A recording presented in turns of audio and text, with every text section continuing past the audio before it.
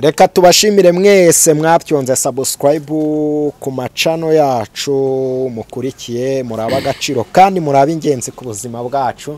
Uyu munsi rero dufite abakozi b'Imana basize amavuta. Irivuza Imana Izayi Gikundiro Josiane muramumenyereye ni icyamamare. Oya seka. Yesu niwe wamamaye. Oya ko Kristo ariwe wabikoze. Oya ariko tuzamamara. Ariko nabyo ni guhera he Yerusalemu ni Yudaya no kugeza iriya hose. Ubwo turagiye turagurutse tugeze ku mpera y'isi. Ijwi ry'urangurira mu butayu. Abantu rero bumve turanezerewe kubana namwe jo turakwakiriye mu izina rya Yesu. Murakoze cyane Imana ibaho umugisha. Isayi nawe wiyumve mikaze. Thank you so much. Mugiye kutuganirira rero. Ingaruka zo kwiga. Zimbaye. Oh, hajya wasubiza gute? Welcome. Thank you. Ibintu nk'ibyo. Ya, numunezero rero udasanzwe. Tugiye kwakira Gikundiro adusengere ubundi twinjire mu kiganiro. Abantu tubashishikarize tubabwira ngo bagiye kuryoherwa mu izina rya Yesu. Amen. Reka rero tubasuhuze mu izina rya Yesu kandi turabishimiye. Hanyuma ngira ngo nta kindi tugiye gukurikizaho uretse kuganira n'abantu b'Imana tukababwira ko Yesu agira neza. Mana yacu turagushimiye mu izina rya Yesu Kristo w'i Nazareti. Izina ryawe nirihabwe icyubahiro, bwami bwawe buze muri uyu mwanya. Ntaba ari tw'izina ryawe rihabwe icyubahiro. Izayi Josiane, reka ibyo tugiye kuvuga bigirira umumaro ababyumva. Haleluya. Kandi imirimo y'Imana ikoreke ku bantu bumvira ijambo. Tubisabye Imana twizeye izina rya Yesu Kristo. Amen. Amen. Murakoze Izayi. Karame. Nkuko mwene data bivuze rero, se kano kantu ko mbona kagoyera. Oya kakunze. Ubu karumvikana? Okay, sawa. Aha, Izayi, nishimiye kongera kwicarana nawe kandi tuvuga Imana ya Isirayeli. Tuvuga imirimo y'Imana. Ubundi ari abantu benshi bajya bahura bagahurira mu kabari bagasangira kabrushete, bagahura bahujwe no kunywa gakawa. Yego.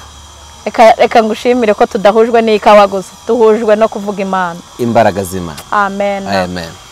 So rero ndumva nshaka ko tuvuga ko ndashaka ko tubwira abantu ineza y'Imana. Neza y'Imana.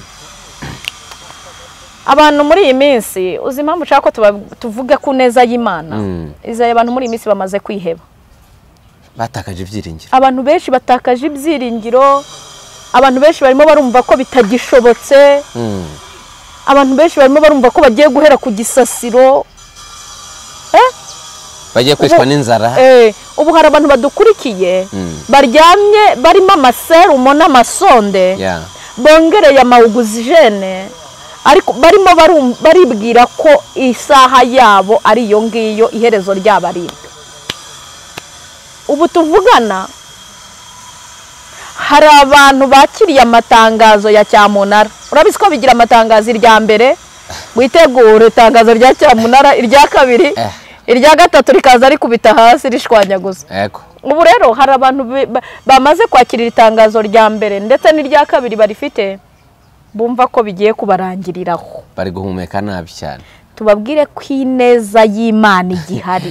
Ineza y'Imana iracyahari. Haleluya. Gukora kw'Imana kuracyahari. Mana we. Hari ijambo tugiye kwifashisha.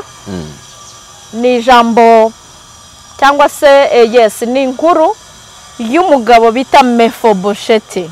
Uramuzi? Ndamuzi. Ndamuzi cyane. Yarameze nabi. N'umuhungu wa Yonatani. Umwuzukuru wa Sawuli. Yego. Harya waba wibuka kugira ngo Mefibosheti yibukwe n'Imana inkomoko yabyo? Inkomoko yabyo nuko se umubyara yari yaragize umumaro mu gihe cye. Imana iguha umugisha. Nuko amakuru ameze. Abantu badukurikiye tugiye kubabwira ko ineza y'Imana igihari kandi tubabwire ko imirimo bakoze igiye kwibukwa mu gihe gisa nk'iki ngiki. Amen. Amen. Igiye kwibukwa. Ndumva nyamara mfashijwe. Nyamara nanjye nuko. Ineza y'Imana iracyahari, ariko kandi nanone tutangariza abantu tubabwire ko imirimo bakoze mu gihe cyashize igiye kubarengera muri iki ngiki. Igiye kubagoboka. Icyo bita ingoboka. Mefibosheti niwe nashatse ko tuvugaho. Yego. Kandi nanone ntidusiga umugabo bita Siba. Nawe ntitumusiga. Ako Siba nawe ni igitangaza kigenda. Siba? Shayiza imbabarira numva ngiye gupfira muri iki kiganiro, hari ukuntu numva ibintu by'Imana binyuze ngumva naturika nkavuga. Yavuga. Reka nkwereka. Uyu muhungu bita Mefibosheti, ibintu bibiri bimuranga. Icya mbere nuko yari yaratawe, nta hantu yagiraga, yari homeless. Ahantu yari acumbitse bamubonaga nk'utariho. Ni wabo w'intabwa. Yes. Ibintu bibiri bimuranga, icya mbere nuko yabaga iwabo w'intabwa. Yego. Icya kabiri kiranga Mefibosheti, yari afite ubumuga budakwiye kwihanganirwa n'umuntu utaruwe. Utaruwe. Ukavuze neza. Ubumuga budakwiye kwihanganirwa n'umuntu utaruwe. Ibyo kuba imfubyi tubireke kuko ntiwaba intabwa n'ubundi ufite bene wanyu bazima. Hanyuma tubwire abantu ko nubwo waba uba iwabo w'intabwa, mu ijuru hari Imana ishobora gufata abatawe ikabararura ikabagarura mu rugo. Imana irabishoboye. Imana irabishoboye. Haleluya. Amina. Haleluya. Amina. Amina. Kugira neza kwawe. Hola siribanda. Mwuka wera. Akoze Yesu. Reka twibutse abantu batawe, abantu batakibukwa n'imiryango, abantu bene wabo bibagiwe, abantu batakigira ubahamagara, tubabwire ngo nubwo muri ako kantu gasa n'akato. Akato ko gusigwa, ko guhanwa, ko guhanwa, ko gutabwa, gutereranwa, ko kunenwa, ko kutitabwaho. Tubabwire ko mu ijuru hari Imana yibuka abo batawe. Irahari mu ijuru ijya yibuka bene abo bantu ikabaserukaho. Uratuma nibuka umuntu wari warasizwe n'imiryango n'inshuti n'abavandimwe. Yohana 5:5 ku kidendezi. Ku kidendezi 38 nta muntu yari akimwibuka kwabaho. Ariko ngo igitondo kimwe. Haleluya. Haleluya. Igitondo kimwe Yesu arahasesekara. Ineza y'Imana. Uretse gato. Ineza y'Imana imusesekara. Uretse mbora gato.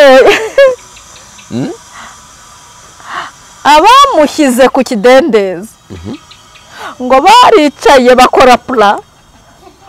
Babona ibintu bigiye kubashiraho. Baravuga ati n'ubundi uyu nuwo gupfa. Yego. Nta kirengera gifite.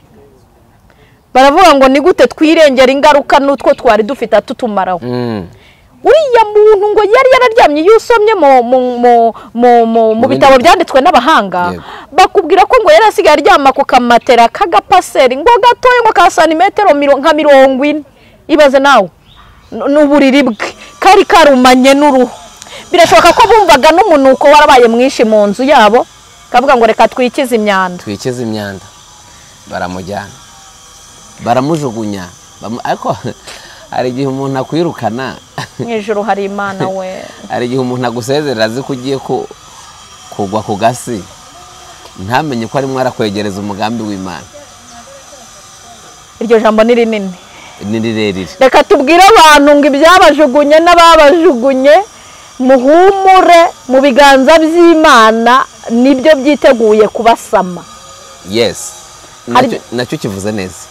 Ibiganza by'Imana. By'Imana. Byiteguye kubasama. Kubaramira. Amen. Amen. Noneho rero reka nkubwire. Bene data babasize uyu muntu wo ku kidendezi, turaje duhita tugaruka kuri ya nkuru yacu. Yego. Akantu wari wibutse harya. Nakana nibutse kwineza y'Imana yamusesekayeho nawe nta byiringira gifite.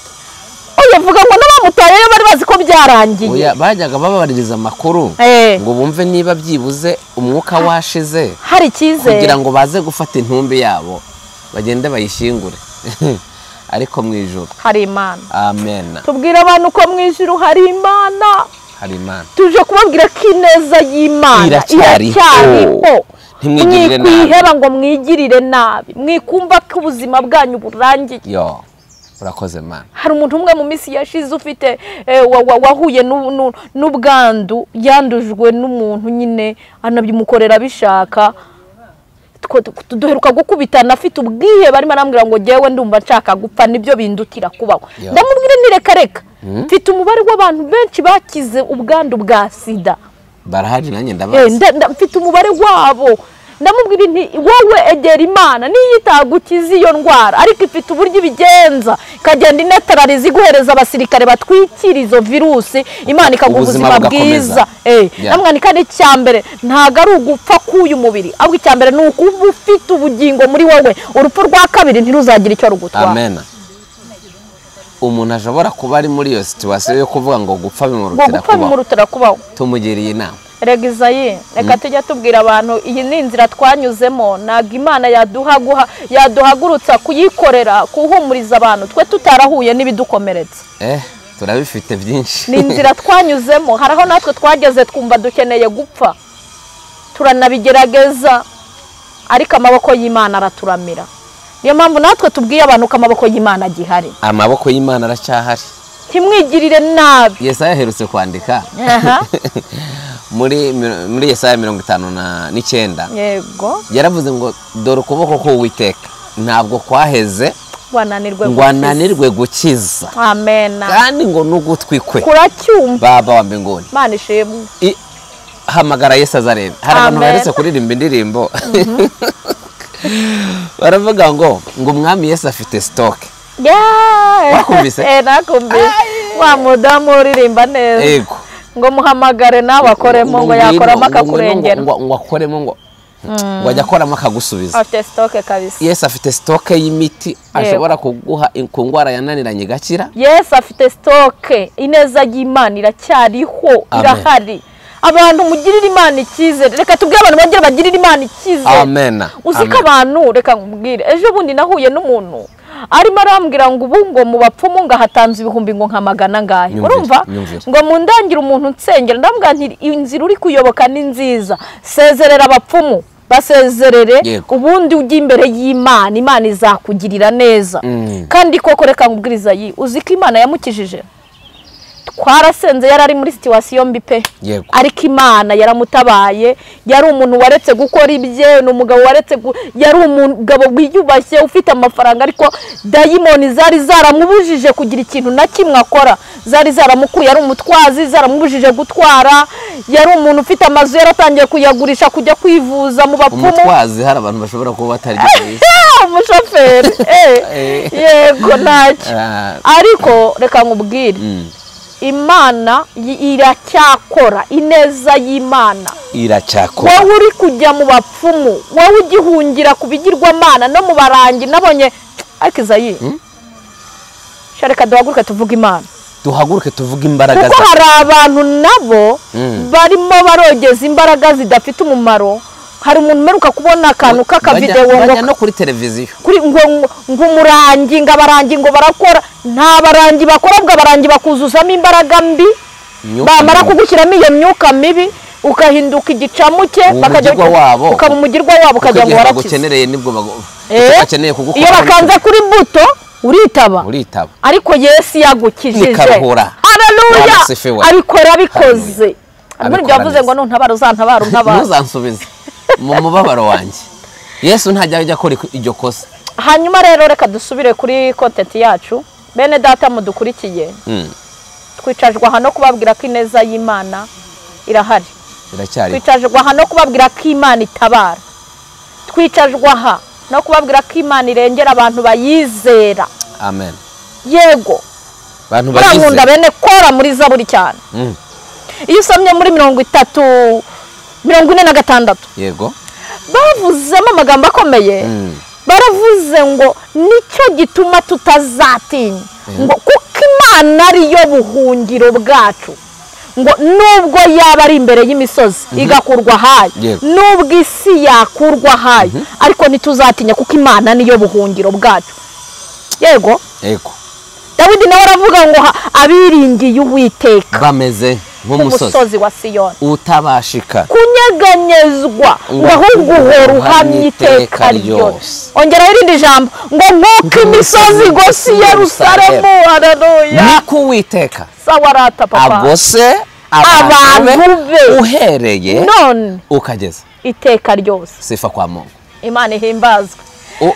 Ese murahari bene da abadukurikiye reka tubingiye munashire no muri comment Imana yaje Imana mu izina rya Yesu. Umuntu yiringiye ntagi mu mwaza ntimukoze isoni oya hari ijambo nasomye riravuga ngo siko bizaba mu bantu bamutegereza buretse babwire abantu bazi ko bategereje gukorwa n'isoni babwire ko isoni zitazabakora. Aka kanya tubitangaje turi imbere y'Imana kuko ariyo dukorera mu izina rya Yesu kandi turi n'imbere yirivuga butumwa rigera kure rikoreshejwe ikoranabuhanga. Turatangaza muntu wari witeguye kumwara muntu wari witeguye gukorwa n'isoni yego muntu wari witeguye gushungerwa muntu wari witeguye kuvugirizwa karuru yego muntu wari witegewe nubwo Yorodani kuri imbere relance voga hari imbaraga Imana igiye kukoherezaho ni wizera Imana ishimwe bitume Yorodani guhagaza imbere icikamo kabiri wa izina rya Yesu Kristo w'i Nazareti umucunguzi wacu niwe dutangaje amen. Haracyari imbaraga abihebye ni muhumura ni mukomera. Mefibosheti mwene Yonatani wa Sawuli mu gihe cy'ingoma ye ya Sawuli hari umuntu Imana yimikishije amavuta. Uwo ninde? Ni umugabo bita Dawidi mwene Yesayi utaremerwaga ko nako gashyireho utaremerwa muri famiye mu nshuti mu bavandimwe muri quartier utaremerwaga mwene Yesayi wari waratawe hehe mu ishambiyo wigishijwe n'ababenjamini n'abanyamahanga kurashisha itopito no kwirwanaho ngabona icyo kurya. Imana irebye mu mutima ifata umwanzuro iravuga ngo iki gipfu cyitwa Sawuli cyangendeye nabi cyanze kubaha itegeko n'amabwiriza yanjye none mfashe umwanzuro uri kumva yego Imana ica Sawuli ku ngoma yimika Dawidi bundi nibwo bwa mbere mu mateka. Sha Izayi wambwiriye abantu ko Imana ikwemera ishobora kukwimika ikakwimika n'uwari wimitswe akimitswe. Oya Imana igikora ikintu bita kudepasa ikakudepasa. Ubundi urumva muri manda n'uburyo bw'imyimikirwe n'imishyirirwaho y'ubuyobozi ku mwami hakirundi himika umwami ari ukundi yamaze kugira gute yego tubivuze neza turabyubashye ariko kugira ngo abantu babone itandukaniro ry'abantu bubaha Imana n'abatubaha Imana.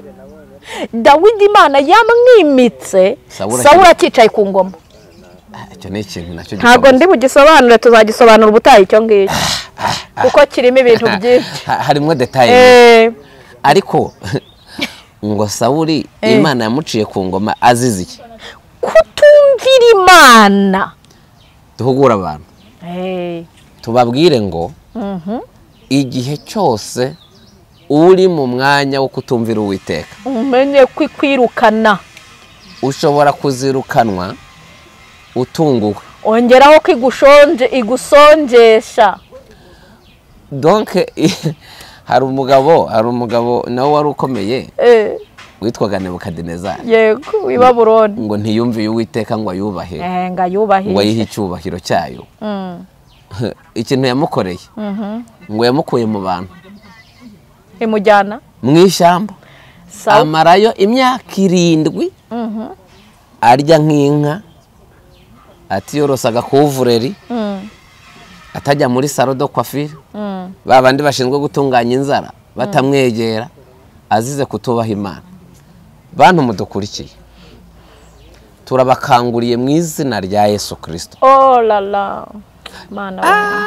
Yobu yaranditse mu gice cya 28 umurongo wa 28 harimo ijambo rivuga ngo maze ibwira umuntu iti dore kubaha Uwiteka nibwo bwenge kandi kuva mu byaha niko kujijuka. Imana ishimwe. Yesaya yaravuze mu gice cya 1 umurongo wa 19 aravuga ngo nimwemera mukumvira muzarya ibyiza byo mu gihugu. Imana idufitiye ariko niko naringiye kuvuga. Ubundi iyo wubashye Imana ikugaburirira abandi basonzeye. Se mbivuge magurutse. Mbivuge gute? Iyo wafashe umwanzuro wo kumvira Imana no kuyubaha, Imana ikugaburirira. Igira gute? Ikugaburirira aho abandi biciwe n'inzara. Iyo ni Imana. Niyo nikikora. Genda mu gitabo cy'Abamu usoma inkuru za Eliya. Arwanya ishyaka yubashye Imana. Iravuga ngo nubwo abandi bishwe n'inzara. Amina. Rirashaido. Nubwo abandi bishwe n'inzara ariko wehoho ngutegekeye. Nubwo imvura yahagaze, nubwo ikime cyahagaze, ngusigarije akagezi kamwe kanda gukama. Iramubwira ngo nteguye iserifati. Baba we sinahoze nta jambo maze imisi unyumva narivuga ngo umuntu wubaha Imana, Imana imukura mu bihe byiza imujyana mu bindi byiza. Imukura mu bihe byiza imujyana mu bindi byiza. Mu yandi magambo ituvana mu bwiza itwinjiza mu bundi bwiza. C'est vrai. Ariko isi yo iva mu bubi, iva mu gihe kibinjira mu gihe kibikurushaho. Ariko abantu bubashye Imana, Imana ibakura mu bihe bibi, ibakura mu bwiza, ibinjiza mu bundi bwiza kugeza igihe tuzasoreza urugendo amahoro. Nakwambe numvise Imana muri rijambo, numvise Imana muri uyu mwanya. Haleluya. Mefibosheti niko byagenze. Imana imaze kwimika Dawidi, Sawuli arwanya umuntu wimitswe n'Imana kandi yaraciwe no kutumvira Imana. Yego. Umuntu w'Imana aravuga ati ntacyo ndaberereka, ariko amavuta yansutswe andiho. Bwirira abantu badukurikiye bazi ko Imana yabahamagaye, bazi ko barimo barumvira Imana, bazi ko bari kubaha Imana. Bambwire ko ntacyo gutinya gihari nubwo amaboko ya Sawuli akomeye, ariko ay'Imana ibarinze arakomeye cyane kuruta ya Sawuli. Kurusha ya Sawuli. Yewe Dawidi we Sawuli ntakakubuze gukora umurimo.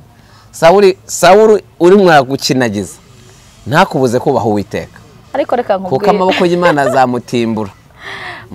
Muhoresheje ijambo rikomeye. Oya ni Kinyarwanda rirumvikana. Noneho reka nkubwire. Muri uko kumwirukankana kose azinga azamushyira hasi n'umwami. Yego. Imana yagiye ikingira ikibaba Dawidi kugeza imwicaje ku ngoma.